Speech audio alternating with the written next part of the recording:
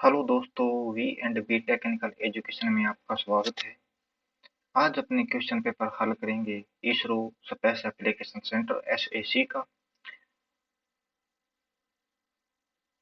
Technician B electrician का 1 जुलाई 2018 का। YouTube channel को दोस्तों शेयर कीजिए, लाइक कीजिए, अपने फ्रेंड्स के पास शेयर कीजिए, उनसे सब्सक्राइब करवाइए।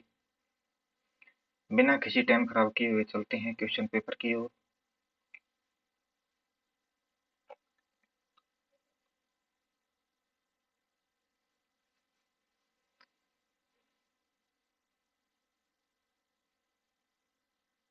पहला क्वेश्चन है अपने, इलेक्ट्रिकल मशीन में लेमिनेशन किए हुए कोर का प्रयोग क्या कम करने के लिए किया जाता है? कोर को लेमिनेट करना है। लेमिनेट क्यों करते हैं अपने? तो हिस्टैरिसीस जो लॉस रहता है, तो ये कोर में एसी के पॉजिटिव और नेगेटिव साइकिल रहता है। कुछ न कुछ कोर के अंदर रेजिडुअल मैग्नेटिज्म रह जाता है, उसके कारण प्रति साइकिल जो कंजप्शन एनर्जी रहती है वो हिस्टैरिसीस लॉस कहलाता है। हिस्टैरिसीस और रेजिडुअल मैग्नेटिज्म कम रहे, इसके लिए सिलिकॉन स्टील की मात्रा को मिलाया जाता है, जिसके कारण हिस्टैरिसीस लॉस कम होता है।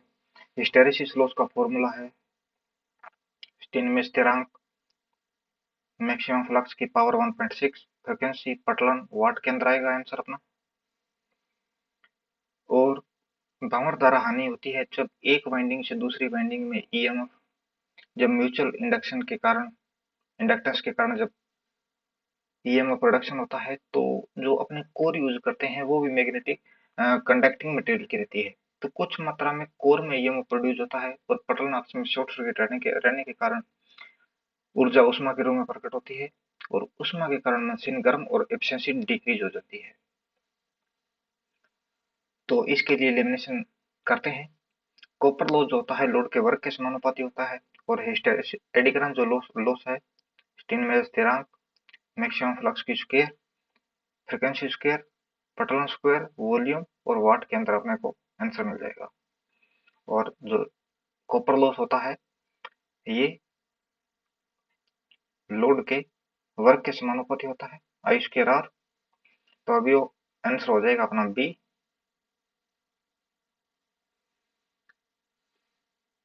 देखते हैं question number 2।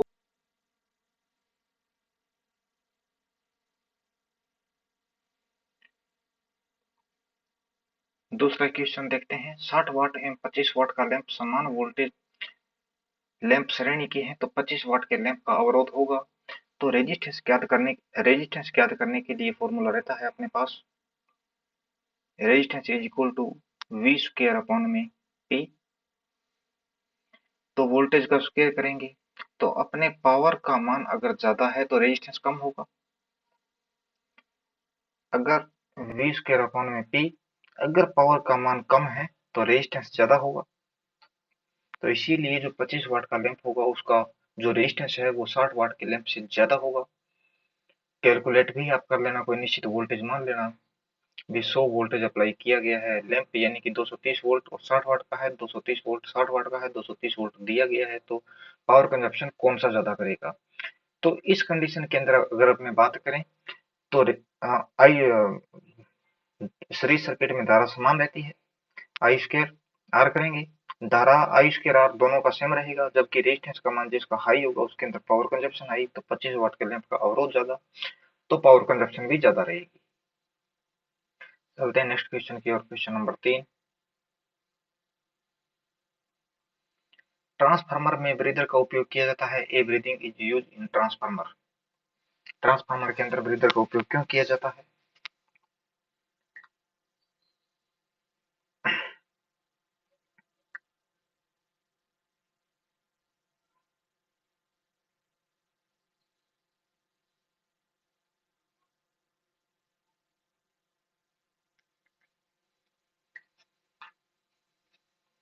Transformer a breather is use in transformer, क्या for cooling, for oil overflow, to supply oil, to supply dry air. तो जो ब्रीदर रहता है वो अपने ट्रांसफार्मर को शुष्क हवा प्रदान करवाने के लिए यूज में लिया जाता है, to supply dry air. Breather के अंदर अपने सिलिका जेल रखते हैं। सिलिका जेल, सिलिका जेल जो होती है न्यू होगी तो कलर रहेगा ब्लू, नीला। अगर यूज्ड है, नमी इसके अंदर ऑब्जर्व कर ली है इसने, तो इसका कलर हल्का गुलाबी या फिर सफेद कलर रहेगा, व्हाइट। तो सिलिका जेल नमी ऑब्जर्व कर लेती है, इसके बाद में इसको वापस रीन्यू करने के लिए 150 से 200 डिग्री सेल्सियस के ऊपर गर्म किया जाता है। अगर अपने पास ब्रीदर के अंदर रखने के लिए सिलिका जेल नहीं है तो अपने इसके अंदर किसका यूज करेंगे बताओ? यूज करते हैं अपने कैल्शियम क्लोराइड ClCa3 का। Okay, question number 4,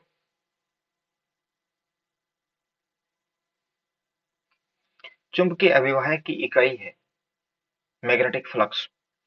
magnetic flux को ज्ञात करने के लिए phi is equal to ampere turns upon में रिलक्टेंस, एम्पियर टर्न्स यानी कि N गुणा I, और रिलक्टेंस अपने जो लिखते हैं S is equal to L upon में म्यू जीरो म्यू आर और एरिया। तो N अपॉन में I, L अपॉन में म्यू जीरो म्यू आर और एरिया। ओके, तो ये हो जाएगा N गुणा I mu zero mu R area upon में लेंथ, वेबर में आएगा तो यूनिट भी इसकी वेबर हो जाएगी। Option number A equal to right now.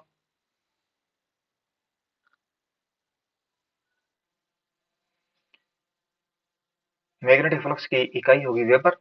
एक वेबर के अंदर 10 की पावर 8 मैक्सवेल रहता है, और एक मैक्सवेल के अंदर 10 की पावर -8 हो जाएगा। एम्पियर टर्न्स यूनिट है MMF की, मैग्नेटिक मोटिव फोर्स की। कूलम्ब यूनिट है चार्ज की, और एक कूलम्ब में 6.24 गुणा 10 की पावर 18 इलेक्ट्रॉन्स रहते हैं। टेस्ला यूनिट है मैग्नेटिक फ्लक्स डेंसिटी की, और एक टेस्ला के अंदर होता है 10 की power 4 gauss. Okay, question answer हो जाएगा अपना A. Question number 5,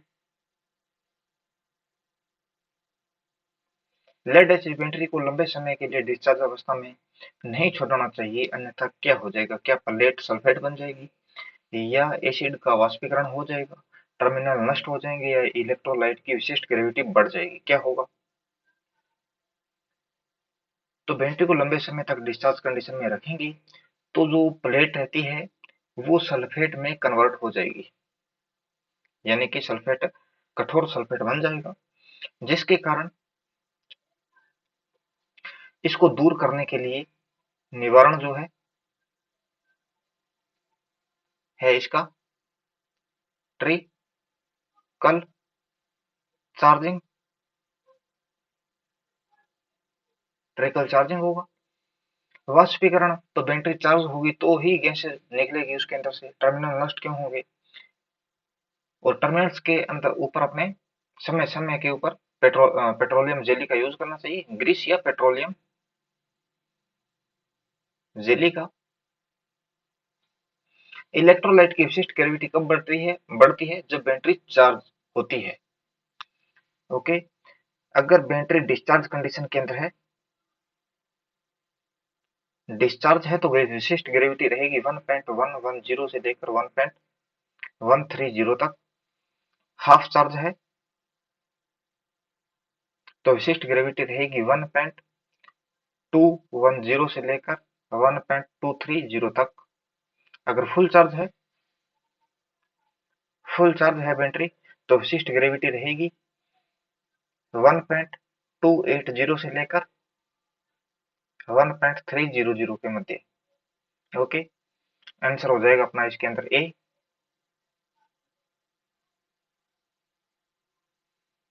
question number 6, 12 volt 3 ampere hour विनिर्देशित की एक बैटरी में 10 घंटे के लिए लगभग कितना करंट प्राप्त किया जाता है?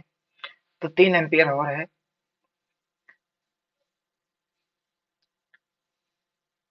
धारा is equal to ampere turns upon ampere hour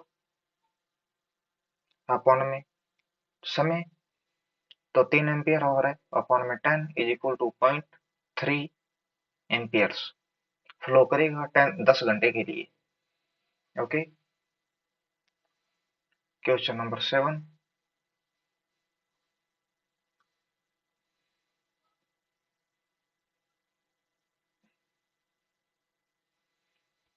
अब क्या है, क्या कंडक्टर है या इंसुलेशन है या सेमीकंडक्टर है या सुपर कंडक्टर है? सुपर कंडक्टर की खोज की थी कैमरलिगोन्स के द्वारा।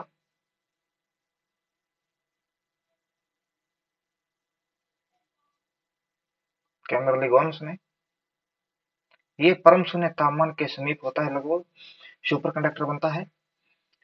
और कंडक्टर की अगर बात करें, अबरक क्या है? अबरक अपने पास इंसुलेटर है। कंडक्टर के अंदर बात करें, 1 सेकंड इसको हटा देते हैं। कंडक्टर की बात करते हैं तो कंडक्टर के अंदर ये कंडक्शन बैंड और ये आ गया वैलेंस बैंड और ये आ गया अपने फॉरबिडन एनर्जी गैप। तो ये 0 इलेक्ट्रॉन वोल्ट का होता है। ओवरलैप किया रहता है, 0 इलेक्ट्रॉन वोल्ट का रहता है कंडक्टर के अंदर।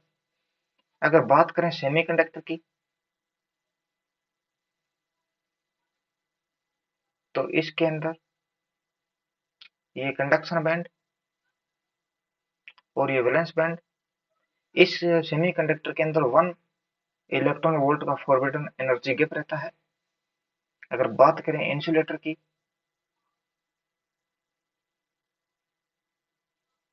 तो इसके अंदर कंडक्शन बैंड और वैलेंस बैंड के मध्य फॉरबिडन एनर्जी गैप रहता है 5 इलेक्ट्रॉन वोल्ट का। और डायमंड के अंदर होता है विद्युत का सबसे अचालक पदार्थ, 6 इलेक्ट्रॉन वोल्ट का फॉरबिडन एनर्जी गैप रहता है इसके अंदर। ऑप्शन हो जाएगा अपने पास, माइका एक इंसुलेटर मटेरियल है। Option number B is equal to right now.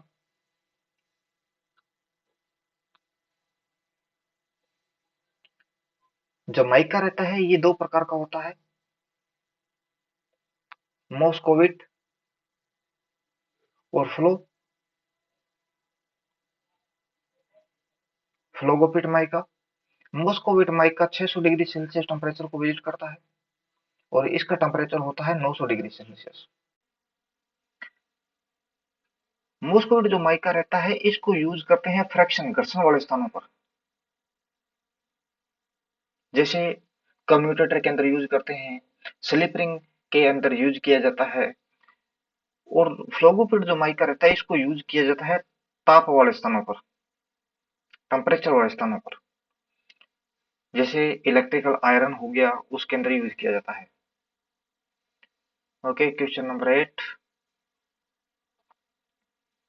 ज्या वक्रीय तरंग प्रकार के लिए गुणक होगा for a sinusoidal waveform, form factor is. Total आपको बताता हूँ इसके बारे में, साइन वेव, सेक्वायर वेव, शॉर्टटूथ वेव और half wave, half rectified wave भी कह सकते हैं अपने। साइन वेव के अंदर आरएमएस मान रहता है 0.707। ओके, और एवरेज वैल्यू रहती है 0.637। फार्म फैक्टर रहता है, रूप गुणांक 1.11 और पीक फैक्टर रहता है, पीक फैक्टर कहें या क्रेस्ट फैक्टर कहें तो 1.414। ओके, साइन वेव के लिए आरएमएस, स्क्वायर वेव के लिए आरएमएस मान 1, average value 1, form factor 1, peak factor 1। Saw tooth wave के लिए आरएमएस जो मान रहता है 0.577, 0.501 आरएमएस औसत मान, फॉर्म फैक्टर 1.15, पीक फैक्टर रहता है 1.732। हाफ वेव के लिए आरएमएस मान रहता है 0.5, औसत मान रहता है 0.387, फॉर्म फैक्टर रहता है 1.57 और पीक फैक्टर रहता है 2। ओके, अभी आपको उत्तर का पता लग गया होगा। साइन वेव के अंदर फॉर्म फैक्टर पूछ रहा है तो अपने पास ऑप्शन हो जाएगा ए इज राइट नाउ। चलते हैं क्वेश्चन नंबर 9 की ओर। अल्टरनेटर में निम्न में से क्या नहीं होता है? अल्टरनेटर में सबसे पहले ये देखते हैं, फील्ड वाइंडिंग जो रखी जाती है स्टेटर पर, फील्ड वाइंडिंग वैसे होती है स्टेटर पर, आर्मेचर वाइंडिंग रहती है आर्मेचर के ऊपर। अगर स्टेटर के ऊपर स्टेटर की वाइंडिंग स्टेटर पर रखें, फील्ड वाइंडिंग जैसे आर्मेचर वाइंडिंग आर्मेचर के ऊपर रखें, तो अपने को पावर लेने के लिए डेल्टा के अंदर 3 स्लिप रिंग, और ज्यादातर अल्टरनेटर जो कनेक्ट रहते हैं वो डेल्टा स्टार कनेक्टेड होते हैं, तो इसके अंदर स्लिप रिंग चाहिए 4, और हाई पावर फ्लो करती है जिसके अंदर से तो ब्रश लगाएंगे, स्लिप रिंग लगाएंगे तो हाई स्पार्किंग पैदा होगी, उच्च पावर फ्लो करेगी, कॉपर लॉस होगा। तो इसीलिए जो फील्ड वाइंडिंग रहती है उसको अपने लगाते हैं, जो फील्ड वाइंडिंग होती है फील्ड वाइंडिंग करते हैं आर्मेचर के ऊपर, और आर्मेचर वाइंडिंग रखी जाती है स्टेटर के ऊपर। तो सॉलिड कनेक्शन के द्वारा सप्लाई लेते हैं, और फील्ड वाइंडिंग को लो वोल्टेज सप्लाई दी जाती है डीसी शंट मोटर के द्वारा, डीसी शंट जनरेटर के द्वारा। तो अपने स्लिप रिंग भी रहता है, फील्ड सिस्टम भी होता है, आर्मेचर भी होता है, लेकिन commutator is not required. Option number B answer.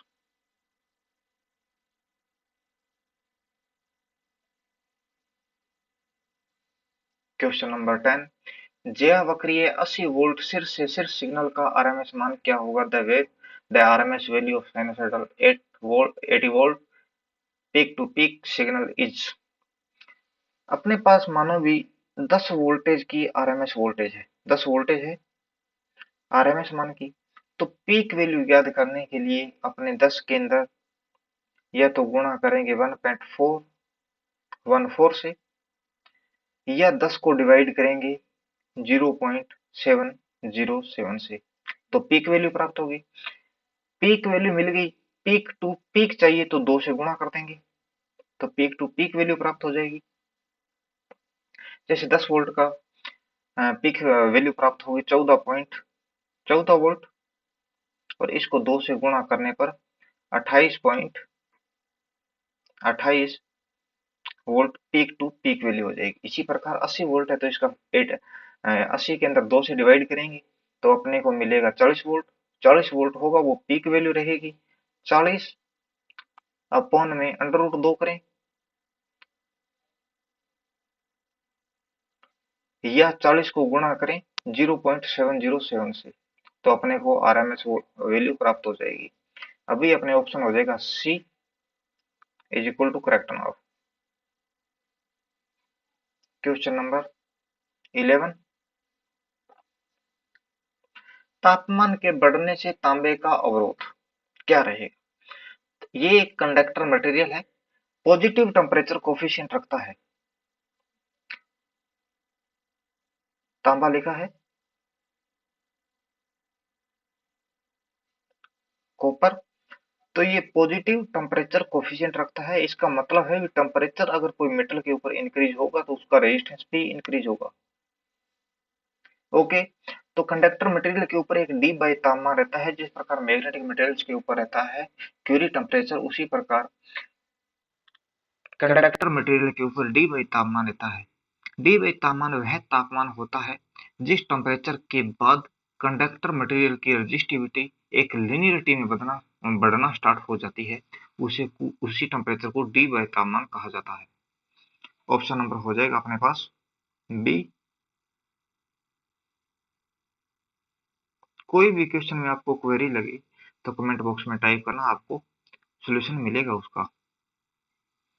RLC circuit के लिए अवरोध आवृत्ति for RLC circuit resonant frequency. तो रेजोनेंट फ्रीक्वेंसी के बारे में सबसे पहले आपको इसको कर्व दिखाते हैं।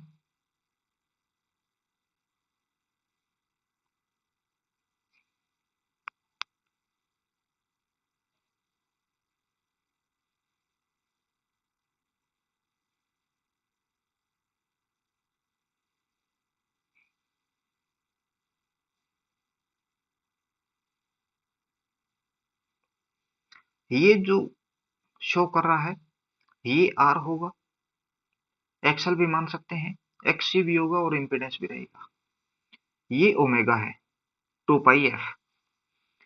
तो रेजिस्टेंस एक निश्चित वैल्यू के साथ रहेगा, रेजिस्टेंस का मान चेंज नहीं होगा। तो रेजिस्टेंस को शो कर दिया है यहां पर आपने, ये है आर। अब फ्रीक्वेंसी बढ़ेगी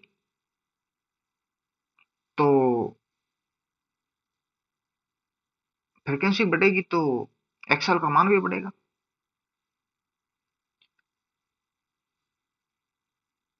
ये एक्सएल है, एक्सएल बराबर रहता है 2 पाई एफ एल। फ्रीक्वेंसी बढ़ेगी तो एक्सएल भी बढ़ेगा। और एक्स सी रहता है कैपेसिटिव रिएक्टेंस, तो 1 अपॉन में 2 पाई एफ सी। फ्रीक्वेंसी बढ़ेगी तो एक्स सी का मान डिक्रीज होगा। ये कैरेक्टरिस्टिक से शो करते हैं यहाँ पर, ये है एक्स सी। और ये जो अपने बिल्कुल जो रेजिस्टेंस को क्रॉसिंग कर रहा है, ये कंडीशन है रेजोनेंट के ऊपर। ओके, तो आरएलसी सीरीज सर्किट के अंदर रेजोनेंट फ्रीक्वेंसी के ऊपर इम्पीडेंस का जो मान रहता है वो 0 के तुल्य होता है। इम्पीडेंस रहता है आर जेड बराबर under root R square plus bracket में एक्सएल माइनस एक्स सी का square. XL is equal to X C की आरएलसी सीरीज सर्किट के तहत जब कंडीशन पैदा होती है तो वह उस टाइम परिपथ को रेजोनेंट सर्किट कहा जाता है। तो एक्सएल से एक्स सी कट जाएगा, 0 बच गया। इम्पीडेंस के तुल्य रेजोनेंट कंडीशन के अंदर R is equal to Z रहता है, रेजिस्टेंस के तुल्य इम्पीडेंस रहेगा। तो परिपथ के अंदर रेजोनेंट कंडीशन पर जब रहता है तो इम्पीडेंस मिनिमम रहता है, ये इम्पीडेंस है। अगर इम्पीडेंस मिनिमम है तो उस टाइम पर धारा का मान मैक्सिमम प्राप्त होगा अपने को, ये धारा आ गई। ओके, आगे समझ में। अब देखते हैं क्वेश्चन को। क्वेश्चन क्या था? क्वेश्चन है for RLC circuit resonant frequency. तो रेजोनेंट जिस टाइम रहेगा तो करंट मैक्सिमम होगा। ऑप्शन अपने पास सिस्टम में बन रहे हैं दो। तो रेजिस्टेंस के तुल्य इंपीडेंस रहेगा, तो रेजिस्टेंस के अंदर क्या होता है, धारा वोल्टेज के इन फेज में रहती है। Option number A equal to right answer. Question number 13 निम्न में से किस बल्ब का अवरोध न्यूनतम होगा? इसके अंदर जो लो वोल्टेज रेटिंग का जो बल्ब है और हाई पावर है उसका इंपीडेंस रेजिस्टेंस जो होगा मिनिमम होगा। कैसे? क्योंकि resistance is equal to V square upon में पी। अब पावर अधिक तो रेजिस्टेंस कम, वोल्टेज कम तो रेजिस्टेंस कम। अब वोल्टेज कम 220 से कम है 115 वोल्टेज, तो 115 वोल्ट है तो इसके अंदर इसका रेजिस्टेंस कम होगा। वोल्टेज कम होने से रेजिस्टेंस कम होगा और पावर अधिक होने से रेजिस्टेंस कम होगा। तो ऑप्शन नंबर सी अपने पास बन रहा है, सी ऑप्शन राइट। अब वोल्टेज जिसकी ज्यादा होगी उसका रेजिस्टेंस ज्यादा और पावर रेटिंग कम होने से उसका रेजिस्टेंस ज्यादा।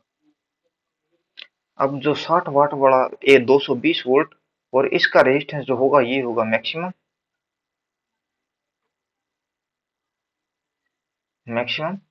और जो ये 60 वाट वाला 100 वाट वाला बल्ब है 115 वोल्ट, इसका रेजिस्टेंस रहेगा मिनिमम। ओके, इसका उत्तर हो जाएगा अपने पास सी। क्वेश्चन देखते हैं 14। भारत में घरेलू उद्देश्य के लिए प्रयुक्त एसी आपूर्ति की आवृत्ति क्या रहती है? भारत के अंदर जो फ्रिक्वेंसी यूज में ली जाती है ये होती है 50% प्लस माइनस 3% की टॉलरेंस के साथ। भी फ्रिक्वेंसी जो है 48.5 हर्ट्ज, इससे कम नहीं हो सकती, और 51.5 हर्ट्ज से ज्यादा नहीं हो सकती। प्लस माइनस 3% टॉलरेंस रहती है इसके अंदर। ओके, और यूरोपियन जो कंट्रीज रहती है उनके अंदर फ्रिक्वेंसी रहती है 60 हर्ट्ज। अगर फ्रिक्वेंसी अधिक तो वोल्टेज का मान कम रहेगा 110 वोल्ट।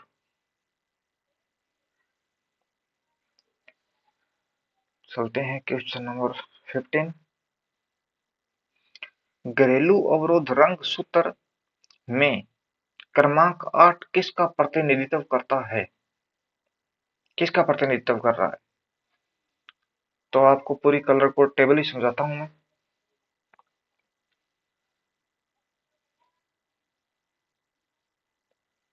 एक सेकंड रुको,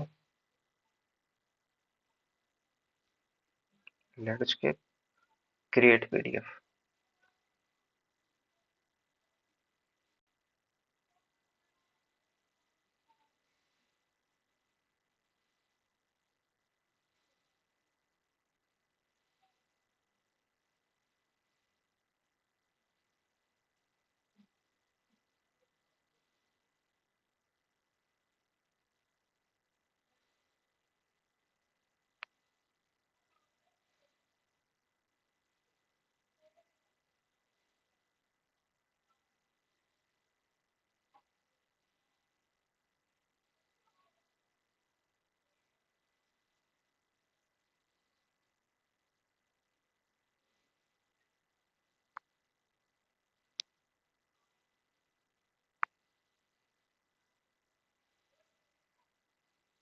पूरे कलर कोड टेबल समझाऊंगा आपको, चाहे उसके बाद में 5 लेयर का रेजिस्टेंस हो या हो 6 लेयर का, किसी प्रकार की प्रॉब्लम नहीं आएगी।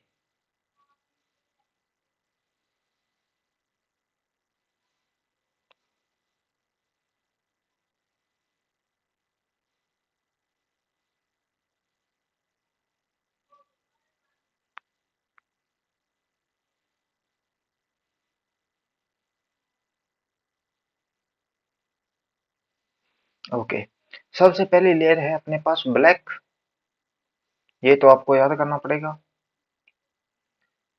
सबसे पहली लेयर होती है ब्लैक, BBROY GBVGWGSN, ये है बी का ब्लैक हो गया, BLACK black.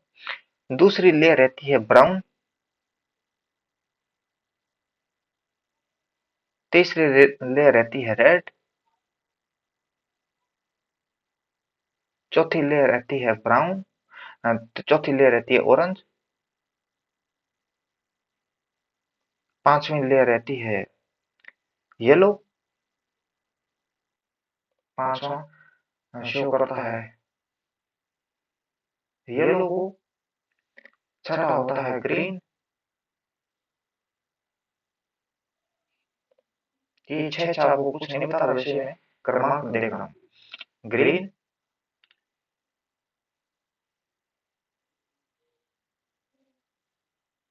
Blue, BBROY GPV वोयलेट, बैंगनी, BBROY GPVG grey, GPVGW white.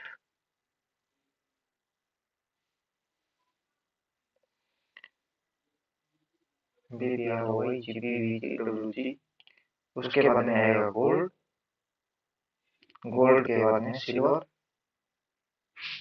उसके बाद रहेगा नो कलर्स या नो बैंड कहें अपने। ओके, तो अभी सबसे पहले लिखेंगे अगर 4 कोड की, पहले आपको बता देता हूं, 4 लेयर का अगर रेजिस्टेंस होगा, अगर 5 लेयर का होगा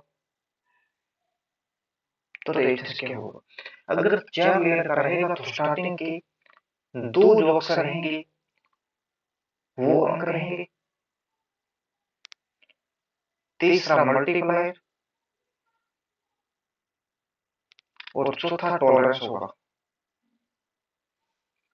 अगर 5 कलर कोड 5 लेयर की अगर रेजिस्टेंस है तो स्टार्टिंग के 3 जो अंक रहेंगे वो होंगे अंक, नॉर्मली अंक, और चौथा होगा मल्टीप्लायर और पांचवा होगा टॉलरेंस का। ओके, अभी देखते हैं हमें पूरी कलर कोड टेबल।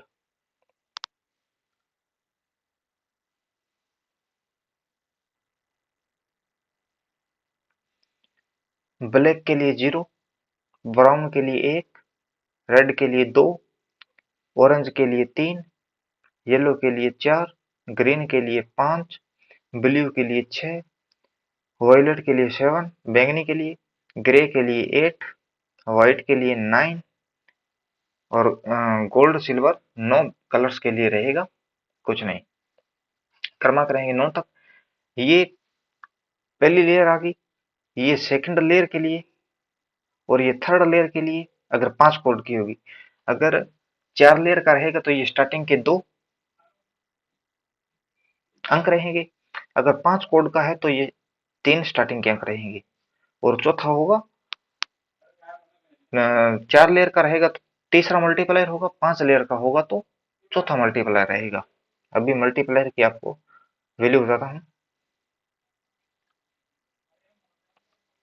ब्लैक के लिए रहेगी 10 की पावर 0, ब्राउन के लिए रहेगा 10 की पावर 1, रेड के लिए रहेगी 10 की पावर 2, ऑरेंज के लिए रहेगी 10 की पावर 3, येलो के लिए रहेगी 10 की पावर 4, ग्रीन के लिए रहेगी 10 की पावर 5, ब्लू के लिए रहेगी 10 की पावर 6, बैंगनी के लिए रहेगी 10 की पावर 7, ग्रे के लिए रहेगी 10 की पावर 8,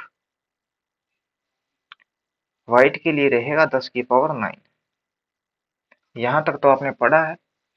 गोल्ड के लिए रहेगी 10 की पावर -1, सिल्वर के लिए रहेगी 10 की पावर -2। ओके, ब्लैक के लिए 10 की पावर 0 मल्टीप्लाई रहेगा, ब्राउन के लिए 10 की पावर 1, रेड के लिए 10 की पावर 2, ग्रे ऑरेंज के लिए 10 की पावर 3, पीले के लिए 10 की पावर 4, ग्रीन कलर के लिए 10 की पावर 5, ब्लू के लिए 10 की पावर 6, बैंगनी कलर के लिए 10 की पावर 7, ग्रे के लिए 10 की पावर 8, व्हाइट के लिए 10 की पावर 9, गोल्ड के लिए 10 की पावर -1, सिल्वर के लिए 10 की पावर -2। ओके, अभी अपने करते हैं टॉलरेंस इनकी क्या रहेगी। तो गोल्ड का आपने पढ़ा है ±5%, सिल्वर के लिए रहेगी 10 की टॉलरेंस ±10%, और जो नो कलर रहता है, नो बैंड रहता है, उसके लिए नो कलर्स रहता है, उसके लिए रहेगी टॉलरेंस ±, नो जो कलर रहता है उसके लिए टॉलरेंस रहेगी 10 की ±20%, 20%, और व्हाइट के लिए टॉलरेंस रहती है ±10% व्हाइट के लिए, और जो ब्लैक होता है ब्लैक के लिए रहती है टॉलरेंस ±20%, नो कलर्स के तुले, और ब्राउन के लिए रहती है टॉलरेंस ±1%, और रेड के लिए रहती है ±2%, और ऑरेंज के लिए रहती है ±3%। येलो कलर जो होता है काफी सेंसिटिव माना जाता है, तो येलो कलर की जो टॉलरेंस रहेगी वो रहेगी ±0%, यानी कि जो वैल्यू रहेगी उसके मन में वेरिएशन नहीं होगा। ग्रीन के लिए रहेगी टॉलरेंस प्लस माइनस 0.5%, 0.5%। ब्लू के लिए रहेगी टॉलरेंस प्लस माइनस 0.25%। बैंगनी कलर के लिए रहेगी टॉलरेंस प्लस माइनस 1%, 0.1%। और ग्रे के लिए रहेगी ब्राउन के लिए, रेड के लिए, orange, yellow plus minus 5%, plus minus 0.25, 0.1। और व्हाइट के लिए आपने लिख दिया प्लस माइनस 10%। और ग्रे के लिए रहेगी प्लस माइनस 0.05%।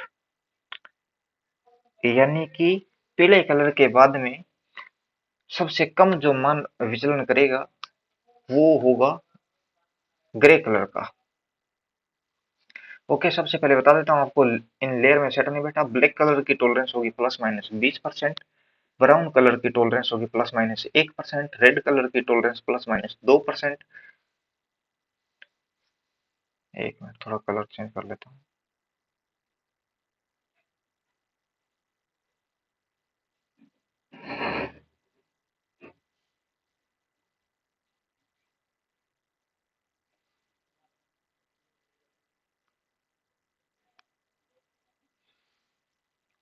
कलर चेंज नहीं हो रहा, चलो।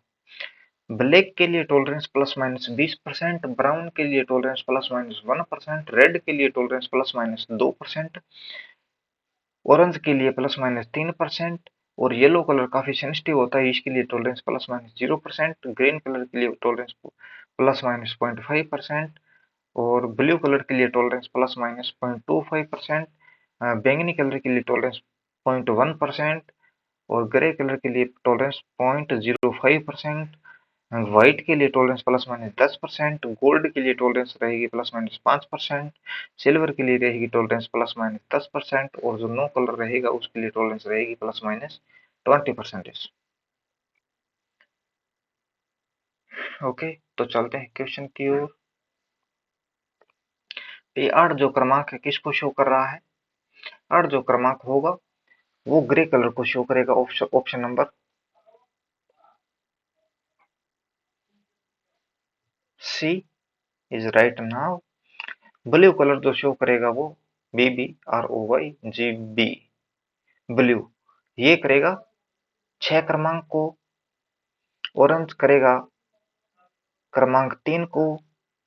और वोयलेट बैंगनी कलर क्रमांक होगा BBROY GB, क्रमांक करेगा 7 को शो। ओके, तो चलते हैं नेक्स्ट क्वेश्चन की ओर। इसका उत्तर रहेगा अपने सी।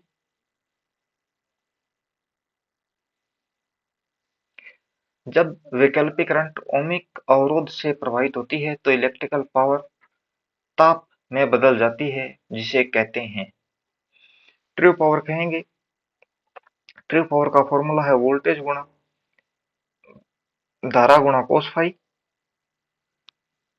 रिएक्टिव पावर के लिए फॉर्मूला रहेगा वोल्टेज गुणा धारा गुणा साइन फाई। एपरेंट पावर के लिए फॉर्मूला रहेगा वोल्टेज गुणा धारा। पावर फैक्टर रहेगा ट्रू पावर, यानी कि पावर अपॉन में ये पावर। ये कौन सी है पावर? है ये true power, actual power, usable power, यानी कि वोल्टेज गुणा धारा गुणा cos फाई वाली अपॉन में वोल्टेज गुणा धारा एपरेंट पावर। इसका उत्तर रहेगा अपने ए। चलते हैं क्वेश्चन नंबर 17। 2012 अवरोध के लिए, 2012 नहीं है, 20 ओम है ये। 20 ओम के अवरोध में से प्रवाहित 10 एम्पीयर विद्युत धारा बहने पर कितनी पावर कंजप्शन करेगा? तो पावर कंजप्शन ज्ञात करने के लिए फॉर्मूला रहता है power is equal to voltage गुणा धारा, या V स्क्वायर अपॉन में R, या फॉर्मूला रहता है I स्क्वायर R। अपने पास I भी है इस क्वेश्चन में और रेजिस्टेंस भी है। पावर ज्ञात करने के लिए फॉर्मूला रहता है v स्क्वायर गुणा जी। पावर ज्ञात करने के लिए अपने पास फॉर्मूला होता है आई स्क्वायर अपॉन में जी। ये पावर ज्ञात करने के 5 फॉर्मूले हैं, और भी बना सकते हैं, लेकिन इस टाइम आपको 5 फॉर्मूले बताए हैं। तो इसके लिए रहेगा धारा का वर्ग 10 की पावर रहेगी 2, तो अपने पास आ जाएगा 100। 100 गुणा 20, 2000 वाट है। किलो वाट में बदलना है तो 1000 से डिवाइड कर देंगे। 30 से 30, 2 किलो वाट पावर कंजप्शन करेगा। Option number A is right now. Question number 18।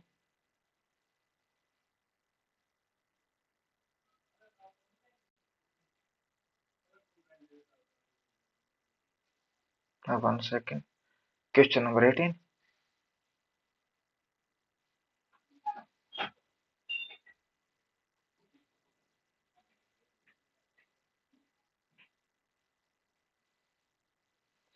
प्रदीप्ति लैंप में लैगिंग पावर गुणक में सुधार की प्रायोगिक विधि है, प्रैक्टिकल मेथड है। Practical method to improve the lagging power factor of a fluorescent lamp is to. Lamp में वोल्टेज बढ़ा दें तो वोल्टेज बढ़ाने से पावर फैक्टर में सुधार नहीं होता है। वोल्टेज बढ़ाने से बताओ कैसे होगा? वोल्टेज बढ़ाने से पावर फैक्टर इंप्रूवमेंट नहीं होता है। एक कैपेसिटर लैंप सर्किट में जोड़े, सर्किट के साथ श्रेणी में कैपेसिटर जोड़ें। सीरीज में अगर कैपेसिटर जोड़ते हैं अपने, तो क्या होता है? ये सीरीज में जोड़ना DC single phase induction motor के अंदर यूज में लेते हैं।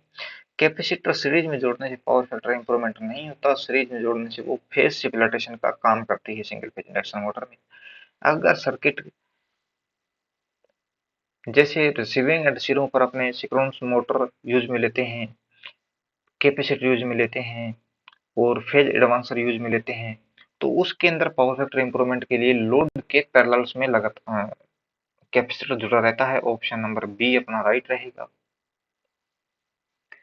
लैंप सर्किट में प्रेरक को जोड़ें तो लैगिंग पावर फैक्टर का जो कार्य होता है वो इंडक्टर के कारण ही लैगिंग शक्ति गुणांक का कारण बनता है। तो ना तो सीरीज में जोड़ने से होगा, ना इंडक्टर जोड़ने से होगा, ना वोल्टेज बढ़ाने से होगा। ऑप्शन नंबर रहेगा अपने पास बी। Question number 19।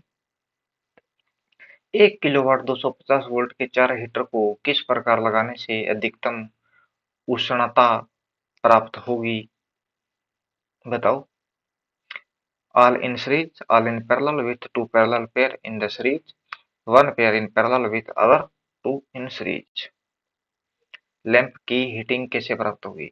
सीरीज में लगाएंगे और 250 वोल्टेज है, तो प्रत्येक सीरीज में लगने से धारा सेम रहती है, जबकि वोल्टेज अलग अलग कंपोनेंट पर उनकी रेजिस्टेंस के हिसाब से वोल्टेज ड्रॉप रहता है। तो घर के जो इक्विपमेंट रहते हैं उनको पैरेलल्स में लगाया जाता है, जिसके कारण वो वोल्टेज तो सबको समान मिलेगी, जबकि अपनी रिक्वायरमेंट के हिसाब से वो करंट लेते हैं, पावर लेते हैं।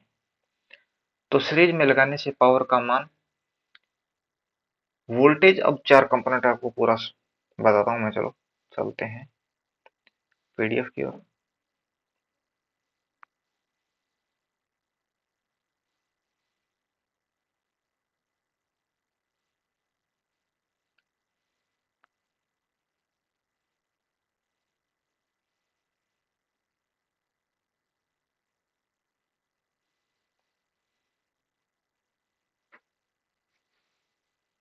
एडिट।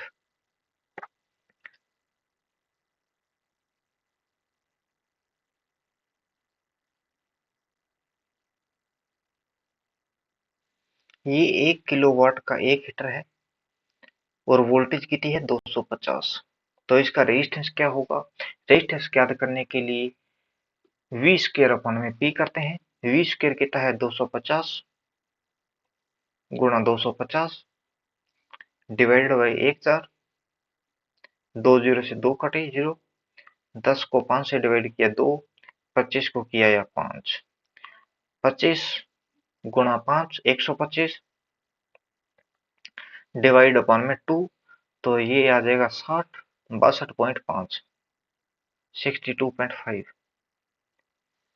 एक हीटर का रेजिस्टेंस है 1 किलोवाट वाले का 62.5, तो टोटल रेजिस्टेंस अपने पास कितना हो जाएगा गुणा 4, सेम रेटिंग की है तो 125 और 250। 250 ओम का टोटल रेजिस्टेंस हो गया अपने सीरीज सर्किट के अंदर। ओके, तो अपने पास धारा ज्ञात करने के लिए क्या फॉर्मूला रहता है, वोल्टेज अपॉन में रेजिस्टेंस।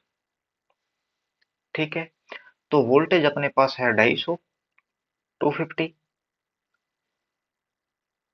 वोल्टेज है 250, धारा है अपने रेजिस्टेंस है अपने पास 250, तो करंट का मान आ गया इकाई 1। पावर ज्ञात करने के लिए फॉर्मूला रहेगा I²R।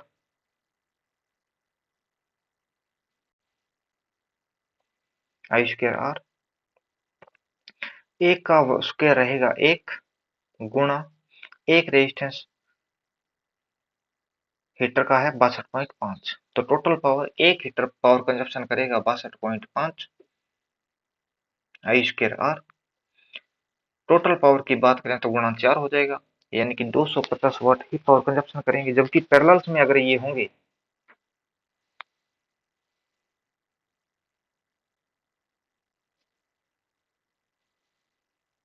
अगर ये सेम ही 4 हीटर अगर पैरेलल में है,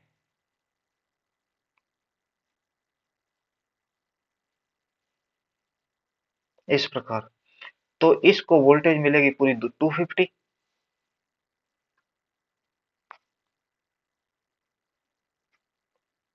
पावर ज्ञात करनी है अपने को, तो वोल्टेज अपॉन में रेजिस्टेंस, रेजिस्टेंस है 62.5 एक हीटर का, अपने ज्ञात किया था अभी, तो ये करंट आ जाएगा 4 एम्पियर। तो 4 का स्क्वायर करेंगे हो जाएगा 16, 16 गुणा 62.5,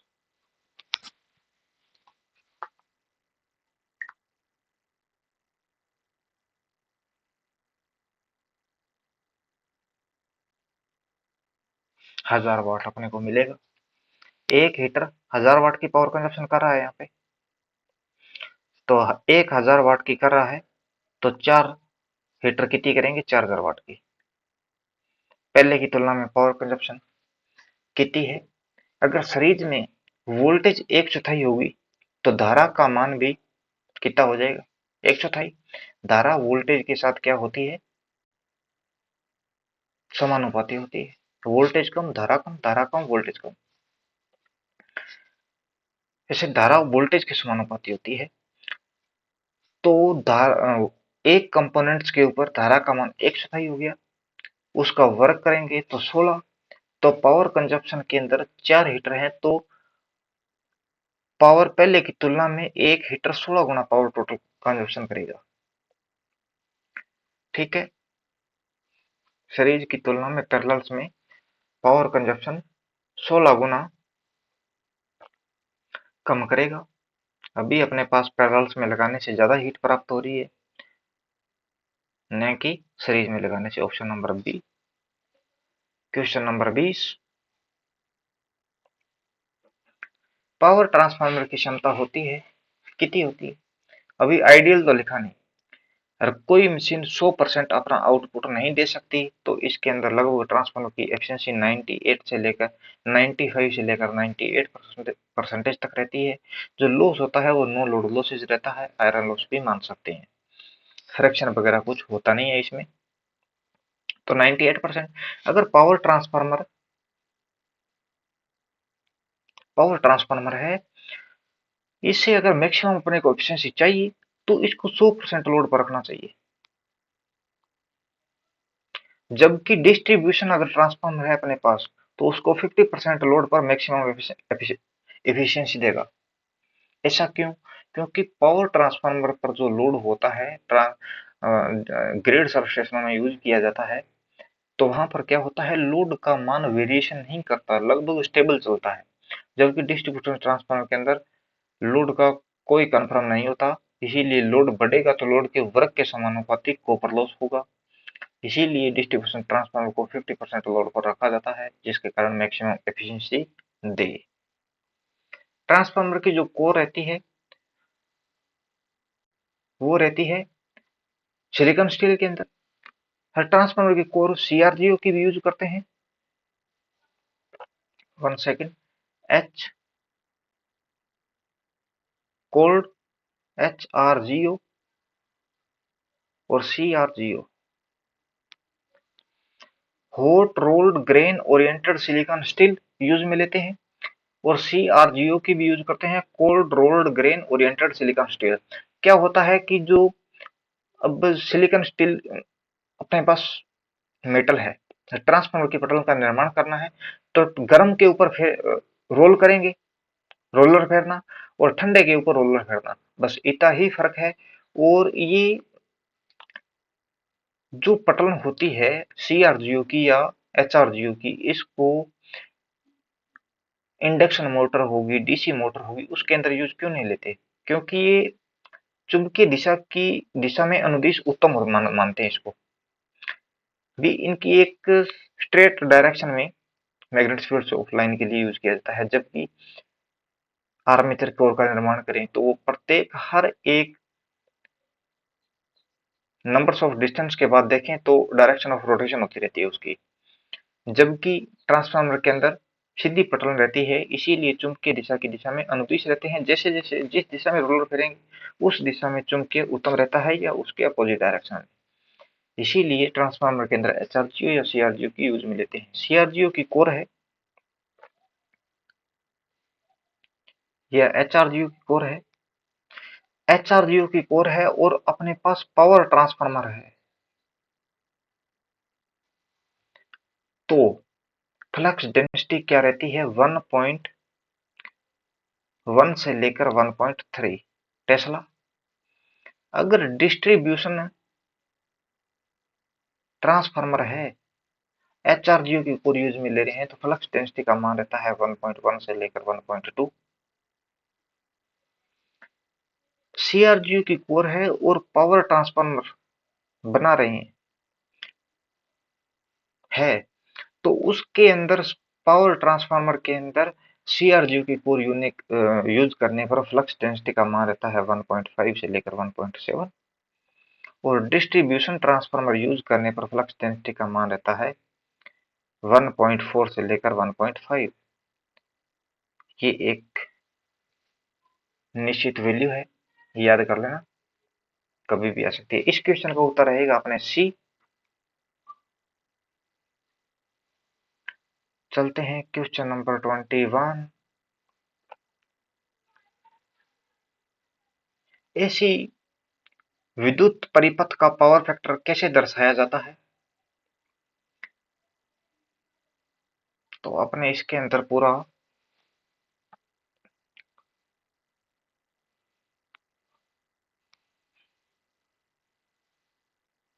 नई PDF फिर क्रिएट करते हैं। लैंडस्केप,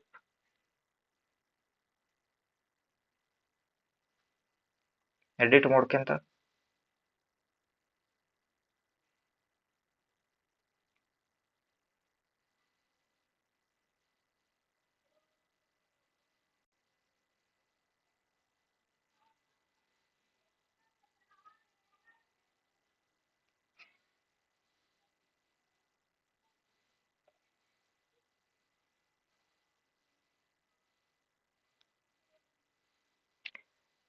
देखते हैं क्वेश्चन नंबर 21 को।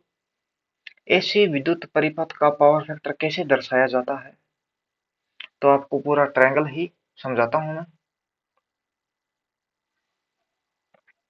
एडिट मोड के ऊपर ये अपने को जो करण है ये शो करता है इम्पीडेंस को। इम्पीडेंस का सूत्र होता है under root R square plus X square, ये आपने लिख सकते हैं एक्सएल्स माइनस एक्स सी का स्क्वायर। एडमिटेंस का व्युत्क्रम रहता है इम्पीडेंस। लंब अपने को शो करता है रिएक्टेंस को। रिएक्टेंस ज्ञात करने के लिए फॉर्मूला रहता है impedance squares minus resistance squares. Base show करेगा अपने को resistance, resistance is equal to under root impedance squares minus reactance squares, XLs minus XC का स्क्वायर्स। ओके, तो रिएक्टेंस जो रहता है ये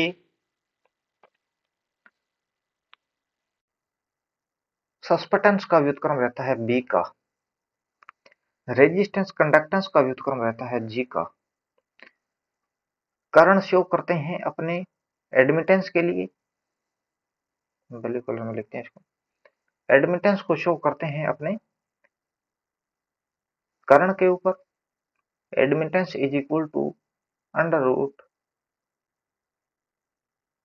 कंडक्टेंस स्क्वायर्स प्लस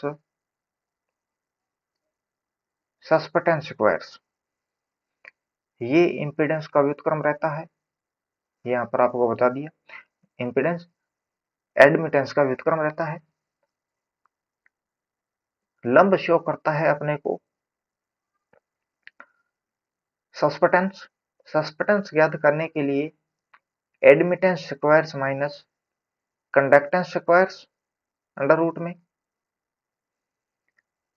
और या इसके लिए लिखते हैं एक्स अपॉन में X squares plus resistance squares.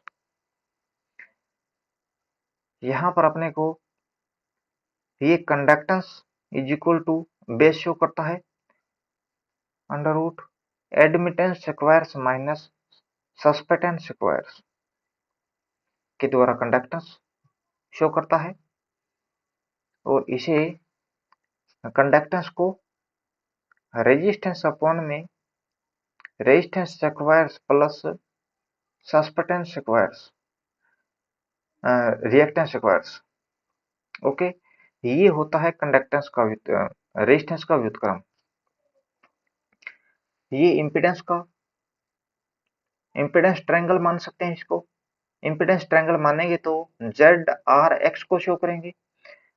Admittance इसको ट्रायंगल माने, एक ही ट्रायंगल के अंदर आपको इम्पीडेंस ट्रायंगल समझा दिया, एडमिटेंस ट्रायंगल को भी समझा दिया। अब देखते हैं पावर ट्रायंगल को।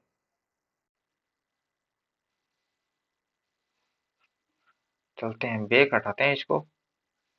अब आपको बताता हूं पावर ट्रायंगल। तो पावर ट्रायंगल के अंदर ये एपरेंट पावर को शो करता है, एपरेंट पावर, और ये है एक्चुअल पावर। एक्चुअल पावर कहें या ट्रू पावर कह दें, ये है reactive power. Reactive power apparent power के लिए रहता है फॉर्मूला वोल्टेज गुणा धारा। एक्चुअल पावर के लिए रहता है वोल्टेज गुणा धारा गुणा कोस फाई। रिएक्टिव पावर के लिए रहता है वोल्टेज गुणा धारा गुणा साइन फाई।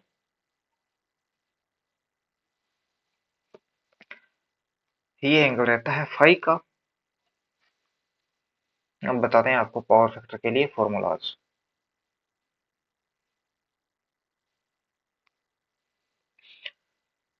पावर फैक्टर ज्ञात करने के लिए रेजिस्टेंस अपॉन में इंपेडेंस फॉर्मूला रहता है, कंडक्टेंस अपॉन में एडमिटेंस, रियल पावर या ट्रू पावर अपॉन में रियल पावर अपॉन में एपरेंट पावर, वोल्टेज गुणा धारा वाली, यानी कि किलो वाट अपॉन में किलो वोल्ट एम्पियर्स। ओके, अभी अपने पास ऑप्शन नंबर हो जाएगा D right now. Question number देखते हैं 21। उस इम्पीडेंस ट्रायंगल या एडमिटेंस ट्रायंगल या पावर ट्रायंगल में कोई क्वेरी रह जाए, टाइप कर देना। वैसे कोई भी क्वेश्चन में रहे तो भी टाइप कर देना। देखते हैं क्वेश्चन नंबर 22।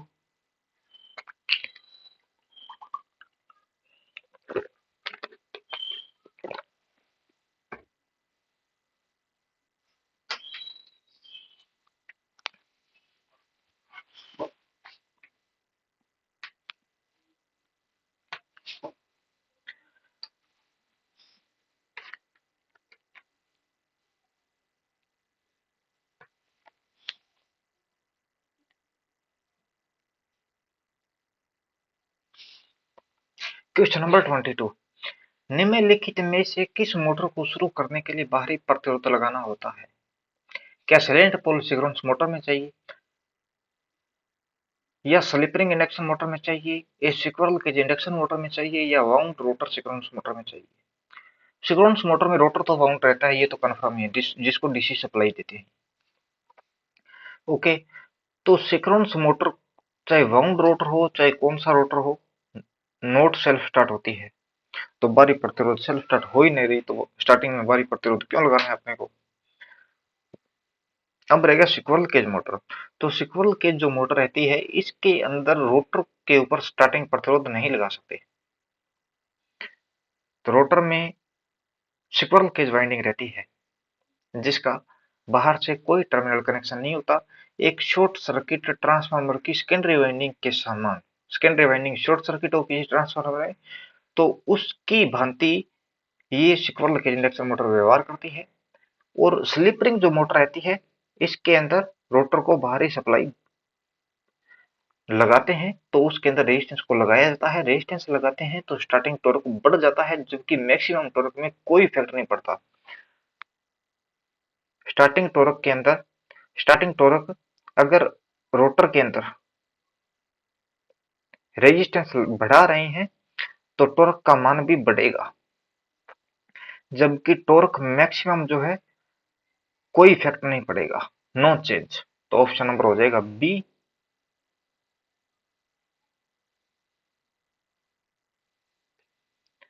देखते हैं क्वेश्चन नंबर 23 को। स्टेप अप ट्रांसफार्मर क्या बढ़ाता है? स्टेप अप है तो ये वोल्टेज को बढ़ाएगा, वोल्टेज बढ़ेगी तो करंट कम हो जाएगा, क्योंकि ट्रांसफार्मर की प्राइमरी और सेकेंडरी वाइंडिंग का केवी रेटिंग सेम रहता है। ये सेम पावर को कम या अधिक वोल्टेज के ऊपर ट्रांसमिट करने के अंदर काम आता है। तो स्टेप अप ट्रांसफार्मर है वोल्टेज को इंक्रीज करेगा, धारा का जो मान है वो डिक्रीज हो जाएगा, पावर है ये नोट चेंज रहेगी, कोई वेरिएशन नहीं होगा, फ्रिक्वेंसी के अंदर भी कोई इफेक्ट नहीं पड़ेगा, नोट चेंज। फ्रिक्वेंसी पावर के अंदर कोई फर्क नहीं लाता, ट्रांसफार्मर हो चाहे स्टेप डाउन हो चाहे स्टेप अप हो। स्टेप डाउन होगा तो वोल्टेज स्टेप डाउन होगी, जबकि धारा का मान इंक्रीज हो जाएगा। स्टेप अप है तो वोल्टेज बढ़ रहा है और धारा का मान कम हो जाएगा। ओके, क्वेश्चन नंबर देखते उत्तर हो जाएगा अपने पास ए।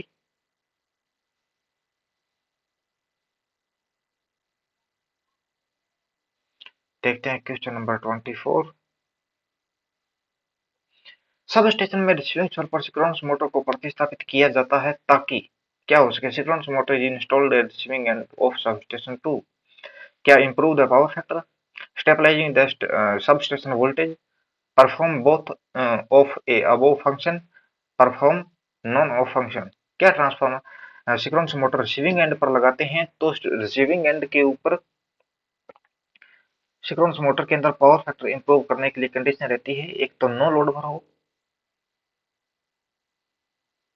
नो लोड के ऊपर हो सिंक्रोनस मोटर, और दूसरा है अवर एक्साइटेड हो, अवर एक्साइटेड होनी चाहिए, नो लोड अवर एक्साइटेड होनी चाहिए।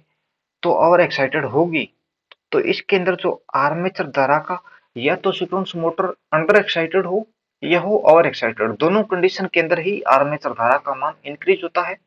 अगर ओवर एक्साइटेड है तो इसके अंदर आर्मेचर रिएक्शन होगा, मैग्नेटाइजेशन,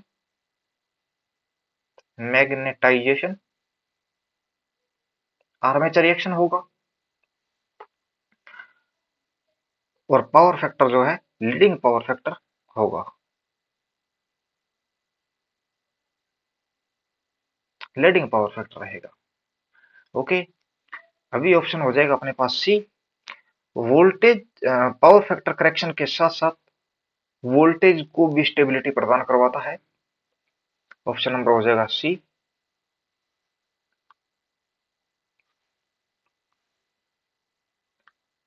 क्वेश्चन नंबर 25। चार्जिंग के दौरान लेड एसिड बैटरी में इलेक्ट्रोलाइट की स्थिति कैसी होती है? तो वो इलेक्ट्रोलाइट की स्पेसिफिक जो ग्रेविटी रहती है वो इंक्रीज हो जाती है, यानी कि मजबूत हो जाती है। तो ऑप्शन नंबर रहेगा ए। अगर डिस्चार्ज कंडीशन में है, अगर डिस्चार्ज कंडीशन में है, हाफ चार्ज है, वैसे इसी लेक्चर में पीछे बता दिया आपको, हाफ चार्ज है और फुल चार्ज है, तो स्पेसिफिक ग्रेविटी क्या होगी? डिस्चार्ज कंडीशन के अंदर स्पेसिफिक ग्रेविटी 1.110 से लेकर 1.130 के मध्य होती है। हाफ चार्ज है तो 1.210 से लेकर 1.230 के मध्य रहेगी। फुल चार्ज है तो 1.280 से लेकर 1.300 के मध्य स्पेसिफिक ग्रेविटी रहेगी। हाइड्रोमीटर के द्वारा मेजरमेंट करते हैं और हाइग्रोमीटर के द्वारा मॉइस्चराइजेशन आर्द्रता को मेजरमेंट किया जाता है। Question number 26। एक इलेक्ट्रिकल सर्किट की कंटिन्यूटी आमतौर पर खालिस्तान द्वारा मापी जाती है। Continuity of a electrical circuit is usual checking by ohm meter के द्वारा मेजरमेंट करेंगे। ऑप्शन नंबर ए। एमीटर धारा को मेजरमेंट करेगा। वोल्ट मीटर जो है ये वोल्टेज को मेजरमेंट करेगा। और मेगर जो है ये इंसुलेशन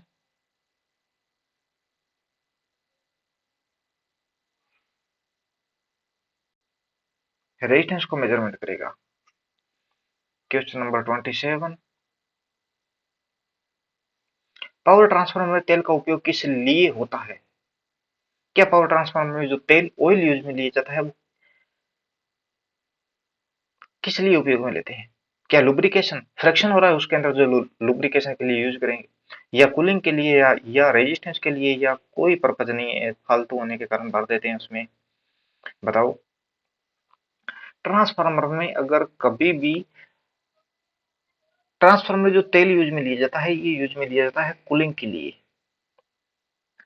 कूलिंग के लिए ट्रांसफार्मर के अंदर ऑयल यूज में लिया जाता है। कूलिंग के साथ साथ ये इंसुलेशन भी प्रोवाइड करवाता है। ओके। अगर क्वेश्चन एग्जाम में कभी कूलिंग और इंसुलेशन दोनों आ जाए तो उसके अंदर सबसे पहली प्रायोरिटी अपने कूलिंग को देंगे, कूलिंग के बाद इंसुलेशन को प्रायोरिटी देंगे। ओके। देखते हैं question number 28। Three phase forward सेवा के लिए निम्न में से कौन सा ट्रांसफार्मर कनेक्शन सर्वाधिक उपयुक्त है? थ्री फेज फॉरवर्ड चाहिए तो अपने को डेल्टा बाय स्टार चाहिए।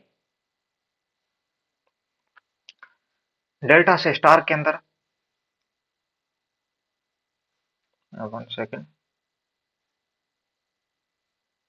आपको इसके अंदर फेज शिफ्टिंग की बता ही देता हूं मैं।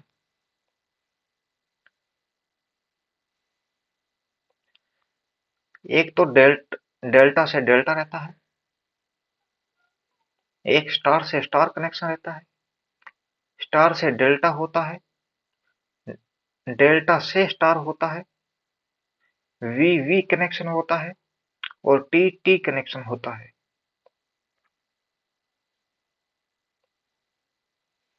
स्टार से स्टार तक 0 डिग्री की फेज शिफ्टिंग देता है, 12 बजे को शो करता है टाइम क्लॉक के हिसाब से।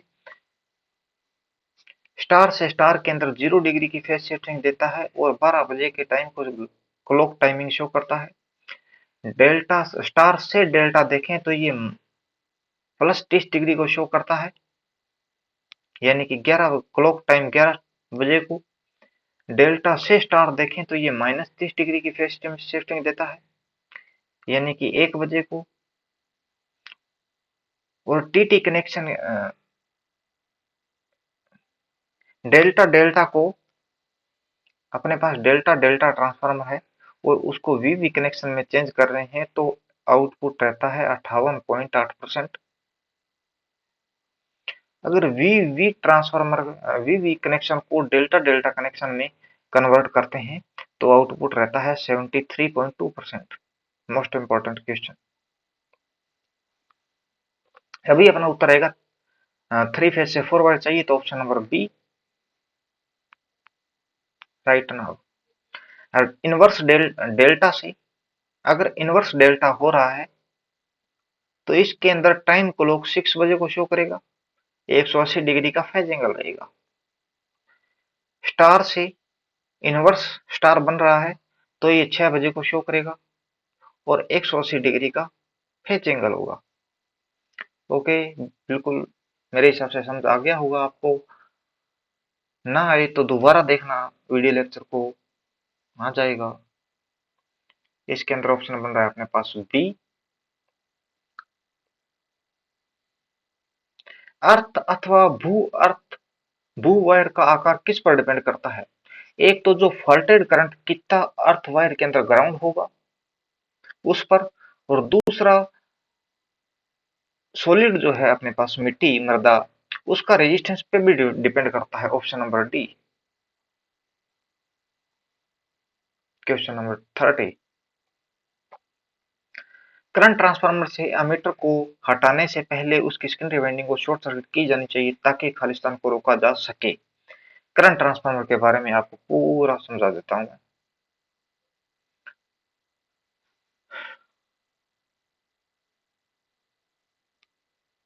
नहीं बनाते हैं पीडीएफ। लैंडस्केप क्रिएट,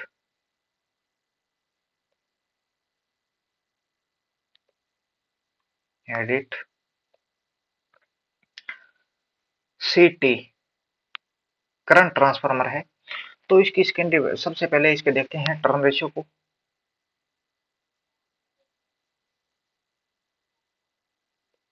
सीटी का जो टर्न रेशियो रहता है, primary rated turns, primary rated turn upon में सेकेंडरी रेटेड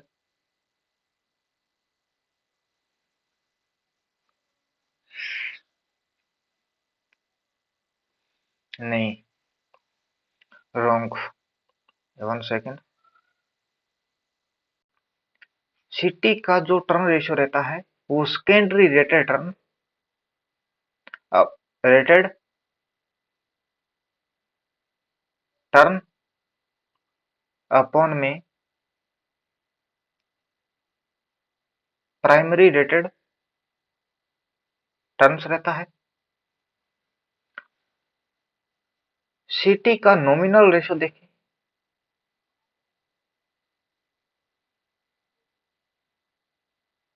सीटी का नॉमिनल रेशियो देखें तो नॉमिनल रेशियो के अंदर रहता है primary rated current, primary rated current upon में सेकेंडरी रेटेड करंट। आपको नहीं दिख रहा है तो इसके लिए थोड़ा सॉल्यूशन करता हूं। अब देखो, सीटी के लिए टर्न रेशियो रहता है सेकेंडरी रेटेड टर्न अपॉन में primary rated turn. Nominal ratio रहता है प्राइमरी रेटेड करंट अपॉन में secondary rated current.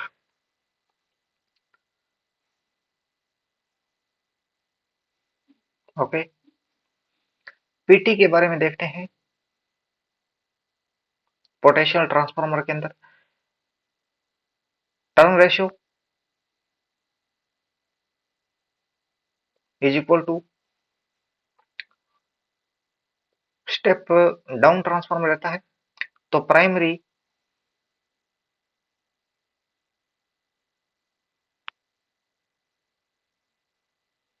Rated turn upon में सेकेंडरी रेटेड टर्न। पीटी के लिए नॉमिनल रेशियो की बात करें तो इसके अंदर रहता है primary rated voltage, primary rated voltage upon में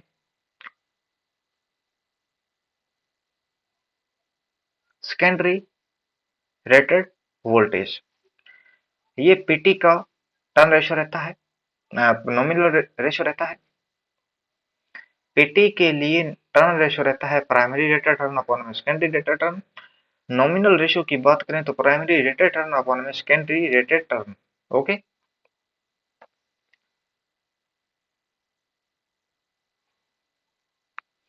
इन दोनों के अंदर टर्न रेशियो एरर की बात करें, turn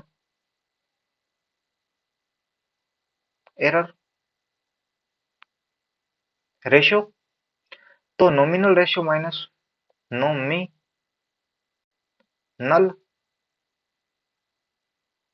ratio minus actual ratio upon में एक्चुअल रेशियो गुणा 100 टर्न रेशियो एरर परसेंटेज में मिल जाएगा अपने को।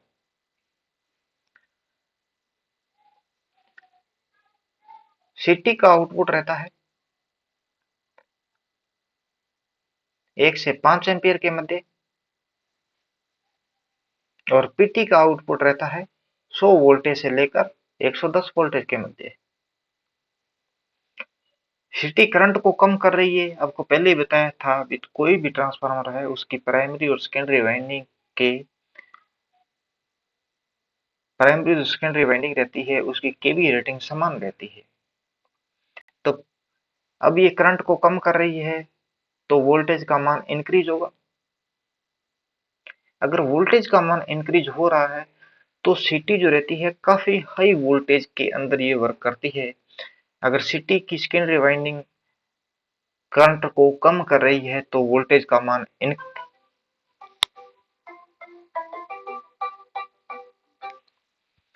वोल्टेज का मान इंक्रीज होगा तो जैसे ही कोई भी मीटर, अपने एम्पियर मीटर लगा हुआ है या कुछ मीटर लगा हुआ है, तो उसको हटाने से पहले इसके टर्न को शॉर्ट कर देना चाहिए। अगर शॉर्ट नहीं करेंगे तो सीटी के अंदर वोल्टेज का मान और इंक्रीज होगा, वोल्टेज का मान और बढ़ेगा, वोल्टेज का मान और ज्यादा बढ़ेगा। तो जो ये केबल है इसके ऊपर जो इंसुलेशन चढ़ा हुआ है ये वोल्टेज डिपेंडेंट रहेगा और अंदर जो कंडक्टर है वो करंट कैरिंग कैपेसिटी के ऊपर डिपेंड करेगा। अब जो वाइंडिंग के ऊपर इंसुलेशन रहता है वो इंसुलेशन जलेगा तो सिटी के टर्न जो शॉर्ट हो जाएंगे अंदर से और सिटी ब्लास्ट होगी।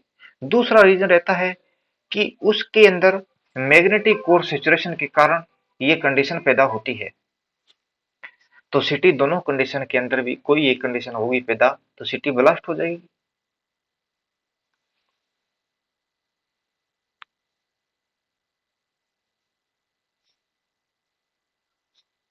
शायद तक आपको समझ में आ गया होगा वीसीटी की सेकेंडरी वाइंडिंग को शॉर्ट क्यों करना चाहिए। शॉर्ट करने का रीजन मेन ये रहता है कि मैग्नेटिक कोर सैचुरेशन और हाई वोल्टेज से बचने के लिए। हाई वोल्टेज बढ़ेगा, इंसुलेशन जलेगा, वाइंडिंग इंटरनली शॉर्ट सर्किट होगी और सिटी ब्लास्ट हो जाएगी। ओके, तो अब देखते हैं क्वेश्चन नंबर 30 का आंसर क्या होगा। एक्सेस हाई वोल्टेज ईएमएफ के कारण, हाई वोल्टेज ईएमएफ के कारण ये कंडीशन होगी पैदा। कोर में अत्यधिक ताप तो पैदा होगा ही होगा, लेकिन इसके अंदर कैलकुलेट नहीं करेंगे। आयरन लॉसेज किसी भी ट्रांसफार्मर के अंदर फिक्स रहते हैं जब तक V बाई एफ कॉन्स्टेंट रहेगा। ओके, तो ऑप्शन नंबर हो जाएगा, क्वेश्चन का उत्तर हो जाएगा अपना इसके अंदर बी, एक्सेसिव हाई वोल्टेज या हाई वोल्टेज ईएमएफ से के कारण। तो दोस्तों आज के दिन में अपने 30 क्वेश्चन सोल्व किए हैं। चैनल को लाइक कीजिए, शेयर कीजिए, अपने दोस्तों के पास सेंड कीजिए, सब्सक्राइब करवाइए, उनसे सपोर्ट कीजिए फुल। आज अपने क्वेश्चन पेपर जो हल किए थे ये इसरो स्पेस एप्लीकेशन सेंटर का था, टेक्नीशियन बी इलेक्ट्रीशियन 1 अप्रैल 2018 का। मिलते हैं नेक्स्ट लेक्चर की ओर। Okay, take care, bye bye.